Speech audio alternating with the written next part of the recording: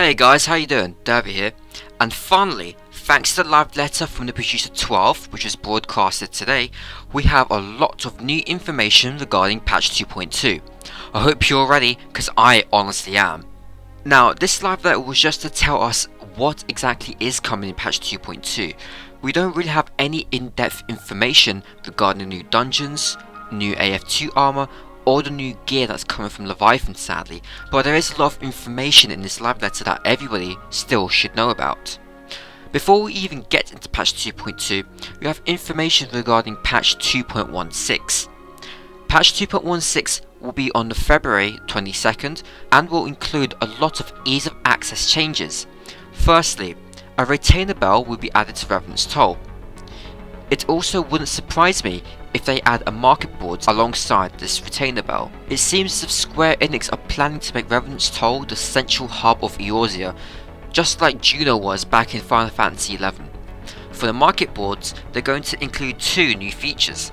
The first one will add improved search features for the left-handed category, so basically shields and other off-handed items. The second will be a wish list, where if you do not have the money to currently purchase something, you can mark the item in the market boards, sort of like the basket or save for later feature in most online shopping stores like Amazon or eBay.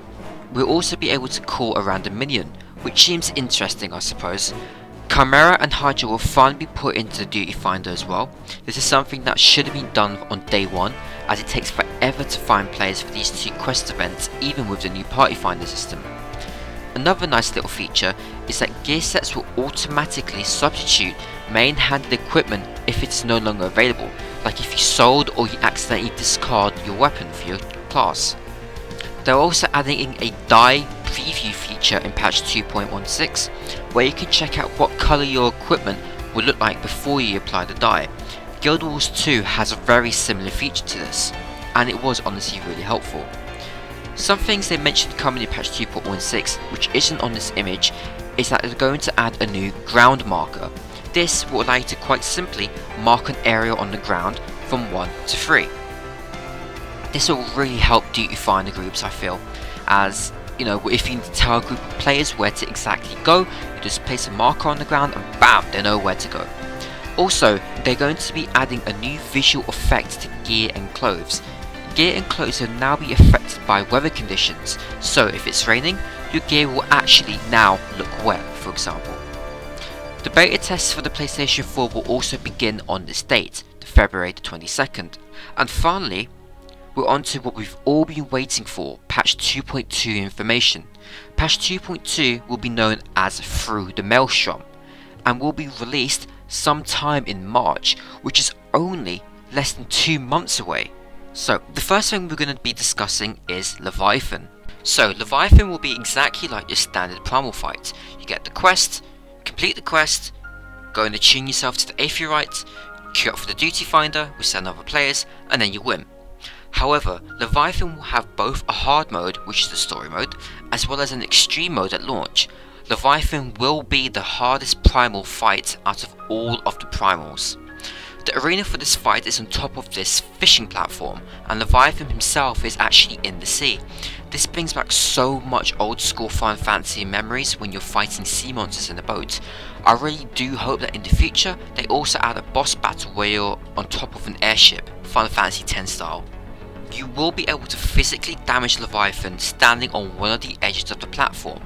It is very interesting how this will work, as judging from this image, side attacks almost seem impossible to do so, and back attacks are completely out of the question. This could really hurt any melee DPS jobs like the Monk or Dragoon who rely on positional abilities to deal damage. Just like every extreme mode, they all have their own unique mechanics, and in this fight, Leviathan likes to play a little nasty and knock the side of a platform, tilting it into the water. He also likes to body slam the arena, which I find really amusing. Leviathan will drop very powerful weapons according to Yoshida, so I'm expecting the extreme mode to drop between eye level 85 or even eye level 90 plus for the extreme version. However, the item levels of the weapons dropped by Leviathan will unfortunately be revealed in the next live letter. There will also be a Leviathan chocobo barding in patch 2.2, but this is unconfirmed how we will obtain this. Next up, we have the new dungeon coming in patch 2.2, which is the Amdapor Township. The Amdapor Township is your standard level 50 endgame dungeon. It will be the most difficult dungeon to date, meaning it will be harder than Pharaoh Sirius. The item level requirements, however, have not been mentioned.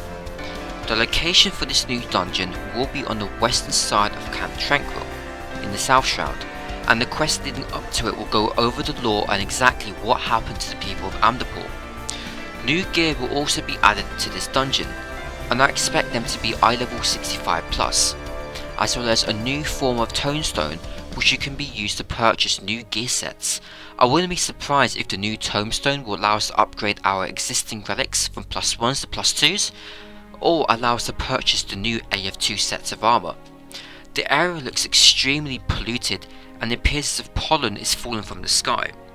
There's also a massive moth which looks really rather scary. And now for the true endgame raid of patch 2.2, the Binding Coil of Bahamut, which is officially the hardest content in the game now. So just like before, the Coil expansion will require an 8-man team. This time, 4 new turns will be added, giving us a total of 9 turns. These 4 turns will be 4 continuous fights and or bosses, and will not include a fun turn like turn 3. Our progress will be recorded just like the standard Coil, and there will also be a Coil 1 week reset. We will have to complete turns 1 to 5 in order to gain access to turn 6. Yoshida said that it is hard to compare this against Twintania in terms of difficulty, as the item level we enter this instance with will be much higher than what we had when we first started the Coil. But he did say that a lot of players will say that the content is too hard, and that we should look at how the Coil was when we first entered there with no knowledge about the mechanics of the fights. We also do not know what item level will be for the gear dropped from turns 6 to 9. I'm not too impressed by the fact that there's a flying ADS in the top right corner of this image. The jumping panels from turn 3 are back, which is also rather interesting. Now in this image, Yoshida used the panel to jump onto this new top corner and completely avoided the ADS which is going towards him. There's also this really beautiful red room with a beautifully decorated floor feature. It almost looks like a really elaborate boss room. Next, Yoshida is on this panel which is flying upwards like an elevator, and we get to see some really impressive views from inside this turn of the Coil. There will also be a lot of changes to turns 1 to 5. Firstly, the 1 week lockout for these 5 turns will be completely removed, and they will also be added to the duty finder. You'll be able to repeat these turns as frequently as possible. Now, they did not mention how gear will be affected from this dungeon, because if they do not implement some form of loot restriction, the Coil could potentially become farmable, making any of the other gear below the Coil completely obsolete. It is unconfirmed if every week you have to defeat Twintania in order to gain access to turn 6, or whether you can start straight from turn 6. On top of this, we will also receive an echo buff, similar to the one we get when we fail a quest, which will help you clear the Coils turns 1 to 5 quicker. Now, also in patch 2.2, we're going to be getting Mukamog Extreme Mode, Brave Flox's Long Stop and Halatali Hard Mode. The Kobolds and Sahagin will also be getting their own Daily Beastman Tribe quests, and as you can see in this image, we'll be using this piece of machinery as part of the Kobolds quests. I hope this will eventually become a mount because it looks absolutely amazing. On top of that, it also appears we're going to be getting Kobold and Sahagin minions, and the Sahagin minion looks absolutely adorable. We're also going to be getting new Hildebrand quests, and of course, Yoshida being the tease he is, he hinted big bridge, big battle. And well, if you play Final Fantasy V, you know that this means no other than Gilgamesh. Yep, Gilgamesh will be making an appearance in the new Hildebrand questline. I am so not ready for this. There will also be new tombstones, which I mentioned briefly before. They jokingly called it Tombstones of Yoshida in the live letter, which seemed kind of funny. The vanity system coming in patch 2.2 is called Glamours. The Japanese name for it, however, is Mirage Prism. Man, Mirage Prison just sounds so much better. Apparently it's meant to be a Sailor Moon reference in Japan, which is kind of hilarious, as I really loved Sailor Moon as a child.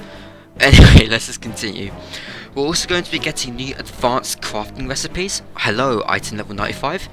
This could potentially mean that the new crafting recipes are better than the current coil gear, and that AF2 and Elegant 2 will most probably be item level 99 plus. I really do hope that they go with item level 99 for the AF2 and Elegant 2 gear, as it will really fit in with the whole Final Fantasy theme of 99 being the highest level, but I presume they'll be eye level 100 plus.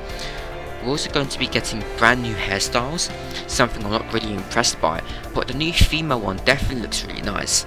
I'll most probably try it on my own character when it's released. The sizes for the small housing estates will also be doubled, as they're found to be too small for guilds, and on top of this, a basement will be added where you can finally build your airship. So that pretty much wraps up everything coming in patch 2.2. Everything in the right side of this image will be talked about in the next live letter from the producer, which will also be in March 2014 in Sapporo. The admission fee for this event is free, but it will be invite only with a maximum capacity of 200 people. We also got to take a look at the new PlayStation 4 box art, which looks absolutely beautiful. There will also be a collector's edition for the PlayStation 4 version. You'll be getting the exact same stuff as the normal collector's edition. What's also amazing is that they're including two brand new minions, a wind-up Moogle and a fat Chocobo mount. It looks absolutely amazing, and I love the fact that you're on top of the mount with a Geishel green on a stick. That's really hilarious. That is also exactly what it will look like in-game. Simply amazing. Anyone who has purchased a collector's edition already on the PlayStation 3 or for the PC will automatically receive the wind-up Moogle and the fat Chocobo mount free of charge. I also mentioned before that the beta testing for the PlayStation 4 version will begin on February the 22nd, and we will find out how to participate in this beta test early February on the PlayStation 4 version of the site. This will also be a worldwide beta test, so no one will be missing out on anything. The release date for the PlayStation 4 version will be the 14th of April 2014. Next up is the Final Fantasy XIV original soundtrack Blu-ray. It will contain 119 soundtracks, all up to and including patch 2.1, and it will be nearly 7 hours worth of music. It will be available to purchase on March 27th worldwide. Purchasing this will give you access to a wind-up Bahamut. Just look at it, it looks so bloody cute with that broken moon of Dalamund on top of his head.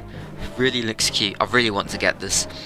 They're also releasing the official Final Fantasy XIV A Realm Reborn guidebooks. There will be 2 books, each one will be around 469 pages thick, which is very impressive. One book will have all the character and job data up until patch 2.1, and the other will have quest and map data, both being released also on March the 27th. The Lightning Fate will also make a return on the 4th of February, lasting until the 24th of February. Yay! I've seriously had enough of this woman already. I mean, why do Square Enix love her so much? Never understood it. Anyway, moving on. We're also going to be getting the Valentine's Day, or the Valentine's Day, starting on the 4th of February, lasting until the 17th. Then, we're also getting Princess Day, otherwise known as Little Lady's Day. Oh boy, I really cannot wait to be a princess. Oh man, I really do think Yoshi has lost the plot already. So, that pretty much covers everything in this live letter. I really cannot wait for the next live letter to get to know more about the gear from Leviathan and the Coil expansion. Hopefully they can also show us some AF2 armor as well as the new crafted gear, and more information on how to get these armor sets. Anyway, thank you for watching this video guys. I want to really quickly thank Reinhardt as always for his amazing live letter translations. If you have any other questions regarding this live letter or patch 2.2, please comment below and I'll try to explain or answer your question. Also in the description box I'll leave a link to all the images used in this video. So once again, thank you for watching this video guys, and I'll see you guys next time.